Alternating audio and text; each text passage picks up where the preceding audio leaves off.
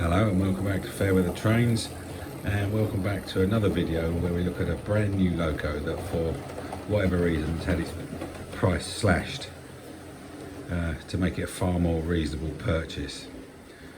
Now this engine has masses of terrible reviews. I tried to look this up on YouTube to see if it was even worth me investigating at the price they had it at, and I could only find one positive review. All the others were pretty damning, including Sam's Trains,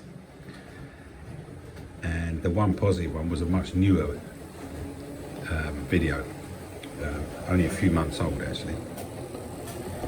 So what we're talking about, so let's roll this one in.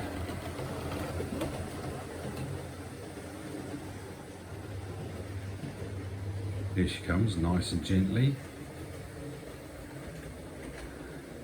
So this is a Dapol Class 73, which, as I'm sure many of you have already seen, is up for sale on Rail of Sheffield for £79 at the moment. Originally the Dapol 73s are on there for £99 for a little while, but they seem to have run out of liveries now and I've only got this one. And I have to admit, I did look at them when they were £99 and I saw all these piss poor reviews and I thought, I'm not even throwing my money away at that. But when it hit 79 quid, I thought that's like £30 cheaper than a Hornby Railroad engine. It's brand new, and if it's crap, Rails in Sheffield can have it back, and this won't be the first one they've had to have back off me. So I thought it was worth a punt for 79 quid. So let's have a look what we got. So you can see the number there, a Class 73 JB, early blue with the double arrow logo. It comes in the normal Dapol box with a picture on the front, all that jazz. There's a selection of parts in the box to fit, which the only ones I've fitted are couplings.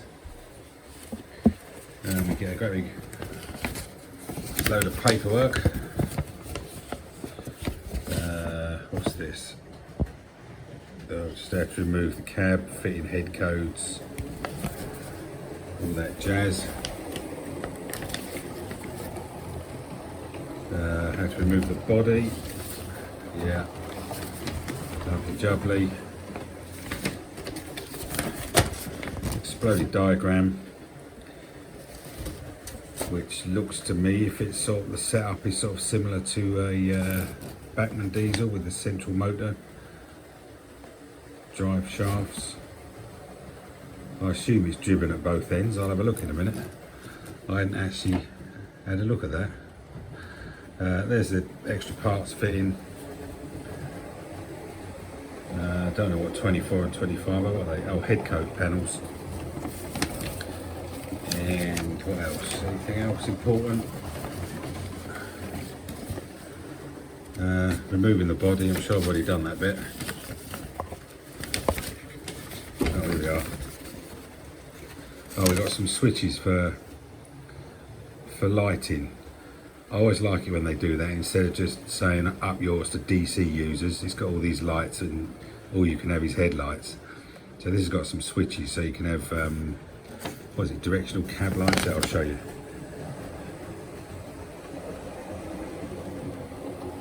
There, so you can have some lighting functions on DC. There's no rear lights on this, but it says in the blurb that the real locos never had real lights either. They just go back to the old ways of just using lamps. And then we got the 24-month warranty and all that jazz.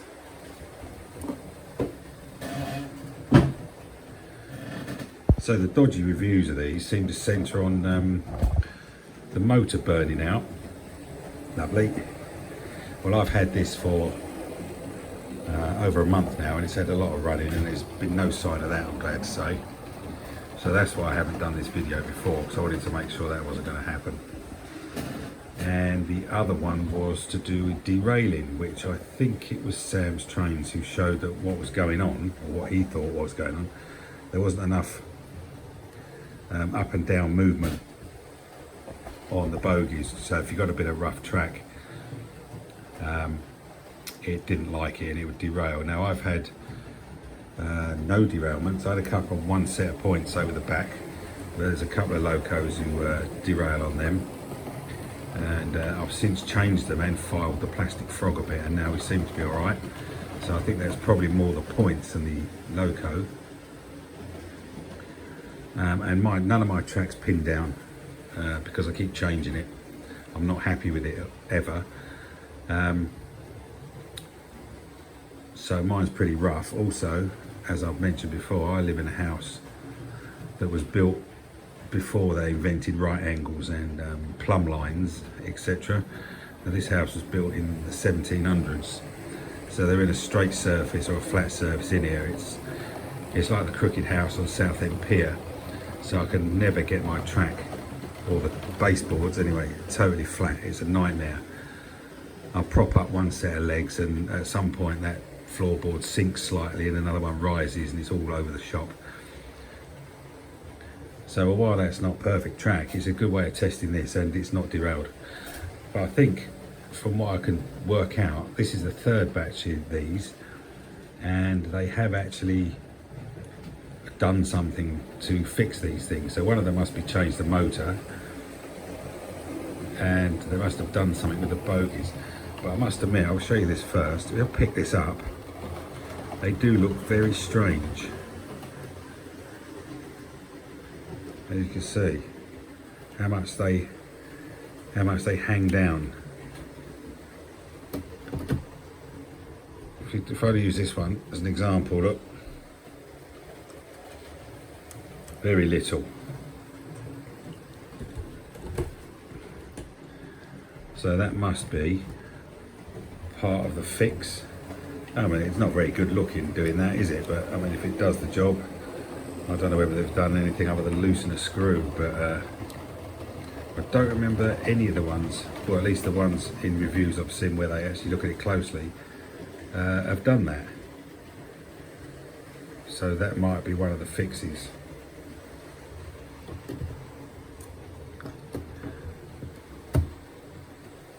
So as I say, these were, I don't know what the original was, but this one is now 79 quid. It's nice and heavy. We'll have a look at the weight in a minute, but let's have a slightly closer look at it. I haven't fitted any of the details yet. I possibly won't, because I think could be a problem with these couplings interfering. So we've got sprung buffers, albeit plastic. Got a nice front end with the destination boards. There is some cab in there, but no driver. Hopefully you can make that out just about, but handrails are good, separately fitted, as you can see. Door handles nicely picked out. You can see through the grills. I have to say, I'm not really familiar with the real ones of these. I'm not even sure I've even seen one. I must have done at some point, but I don't remember. The glaze is nicely done. You can see cab detail there. I mean, there is the sort of throttle handle, or that might be the brake handle. You can see that. Let's have a quick look at this board there, see if we can get that to focus.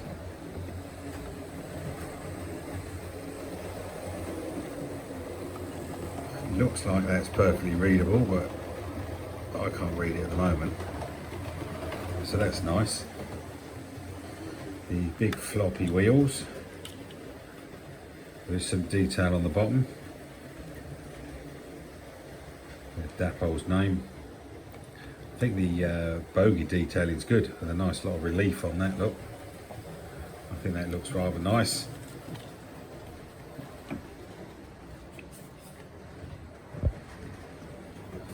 Come around the other end. Nice separately fitted wipers. Nice lamp irons as well. Sprung buffers, the same NEM pockets. That's That's one of my couplings with the hooks fell off. Not one that came with it. Don't want them to get the blame for that. I think that's all right, you know. I don't know what the original retail of these were. Probably about 180 or something, maybe more. Representation of a fan in there. Double horns, some exhausts. Yeah, I think that's a nicely detailed engine. And as I say, when you think if you pay full price, you could pay 130, 120 for a Railroad Plus model, which is basically just a Lima with slightly better paint and a better motor, apparently. So I thought 79 quid for one of these. It's got to be worth a go. So as I say, I've had this for a month, 6 weeks. It's had a lot of running. The motor's not burnt out, and I'm pretty happy with it. So let's get it going. Well, we'll just run it up and down this bit of siding I've got here. Whether we'll be able to make out the lights or not, I don't know.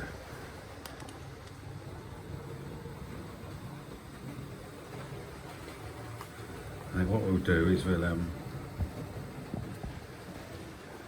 stop the 125 so that we can see if this is making any noise, so we can hear it better. So let's just get that turned off. Oh, that's better, isn't it? Right.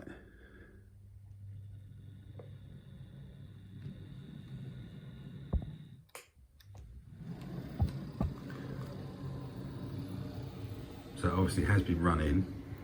If it goes up there in the dark, you might be able to make out the lights. You can see the front lights working.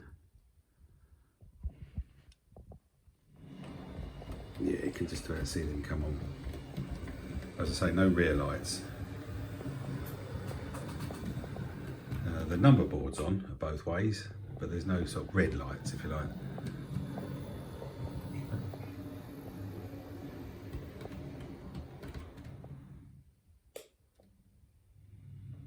As you can see, that's a pretty smooth runner.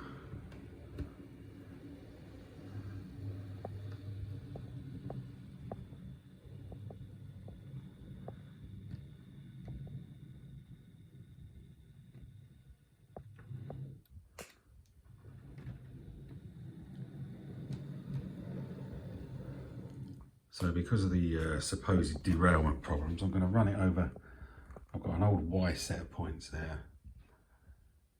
And at the end there's a curved set. It can derail anything at any time. So let's try that.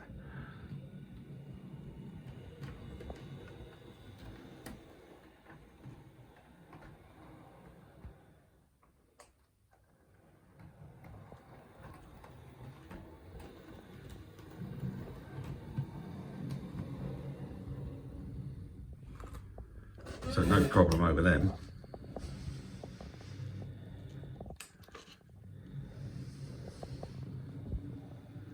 So what I'm going to do now is I'm going to back it up, hook it up to something I just happen to have laying around.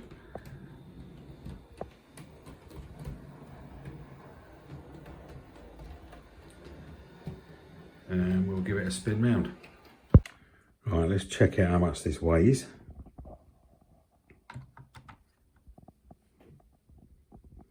Yeah, not bad, 425 grams.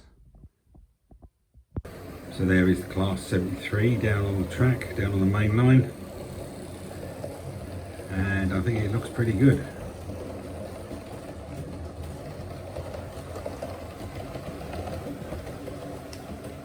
Now I've given it a small maintenance train to pull round. It should have a look at. Let's just see if it'll even couple first. Should do. Coupling's all right on this. Yeah, there we go. Maybe not very prototypical, but you know, we like these things. So yeah, that's a Bachmann. I think those coaches have lasers in them for measuring distance between the side of the tracks and the track itself to make sure there's enough room, if I remember correctly. And the lasers are stationed in the blue bit at the front to counteract any reflections and bounce backs, I think.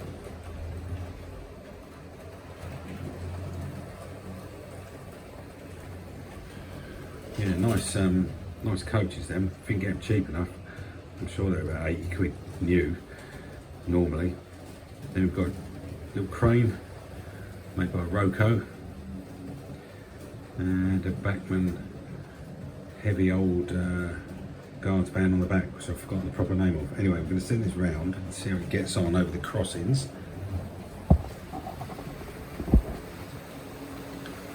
125 still going.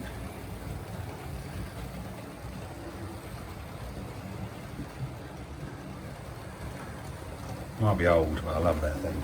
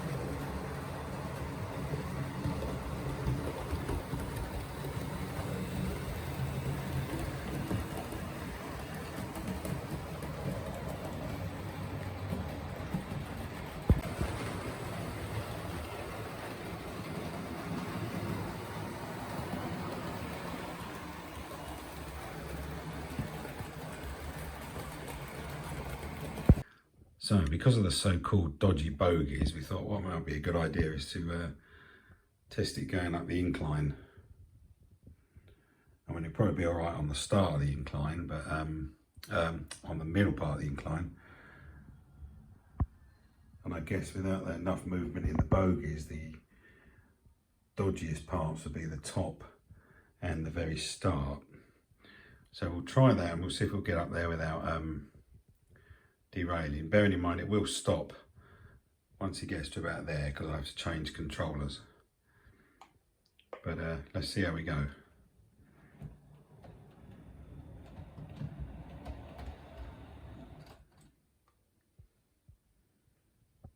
And we've stopped already, which is a bit sooner than I was expecting, so let's see if that requires a controller change or something's happened.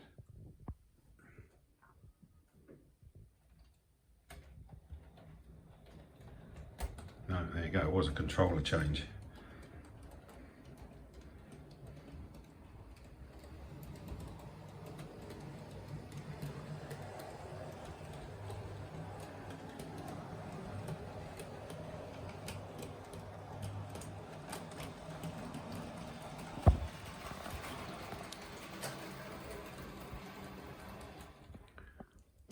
So I did that all right. Let's go back the other way. Again, it will stop somewhere near the bottom to change controllers.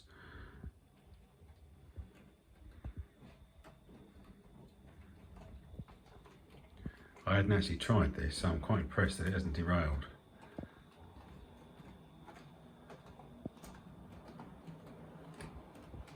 I'm quite impressed with anything doesn't derail going up here, to be honest. They've got decent pulling power. They aren't the lightest of coaches there.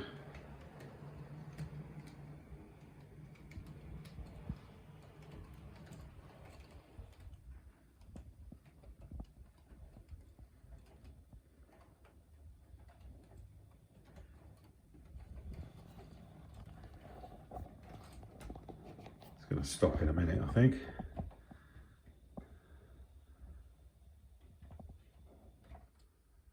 There we go.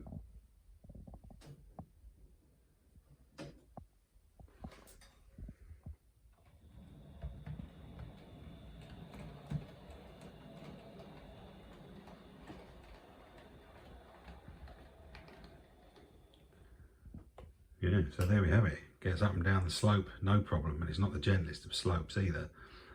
That's a good sign.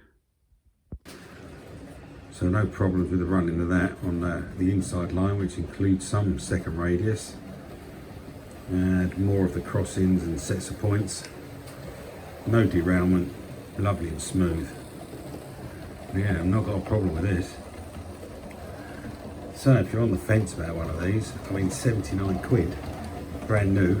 I presume there's delivery on that. I think there was 4 quid or something. You can't go wrong, can you, if you're in the market for something like this?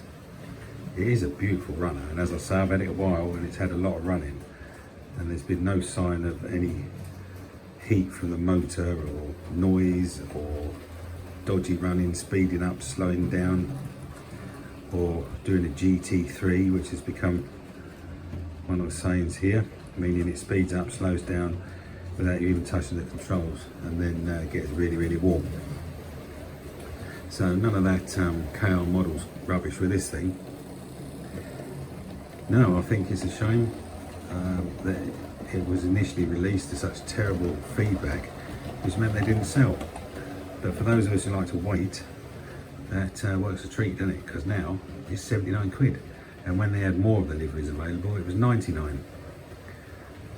I actually think it's worth that. I think that's probably even a better deal than the Class 90 we looked at last time. So I've taken one for the team here by forking out my money to see if it worked, and I'm more than happy to report that at least my version here is a lovely runner. Yeah. Now I don't know how many of these rails would have left, but they've had this particular one up to 79 for a good while, so they must have quite a few. It wouldn't have been my first choice livery, but 79 quid I'm not going to argue. Obviously with these they didn't sell when they came out because possibly the reviews. I mean, where do you go to look for reviews? And like most of us don't believe what's written in magazines anymore because they're all paid. And then as long as you can avoid the reasonably obvious sham reviews on YouTube, but it's pretty obvious they either got it for nothing or are being paid to do a good review, and I won't mention any names. You can watch them and then make your own mind up. But yeah, I'm more than happy with this. I'm happy to report whatever this latest batch is, or whatever they've done to it, apart from looking weird when you pick it up with the floppy wheels. It's a lovely runner, and nicely detailed, as I think you've seen. I can confirm it's all-wheel pickup and all-wheel drive as well. Yeah. So what do you think? If you're in the market for one of these, would you consider it, or have you avoided them in the past because of the reputation? Let us know in the comments, and also let us know if you get one, especially if it's a good one, and maybe less interested if you get a terrible one and it wasn't me that told you they're any good anyway. Okay, so thanks for watching. We'll see you in the next one, and bye for now.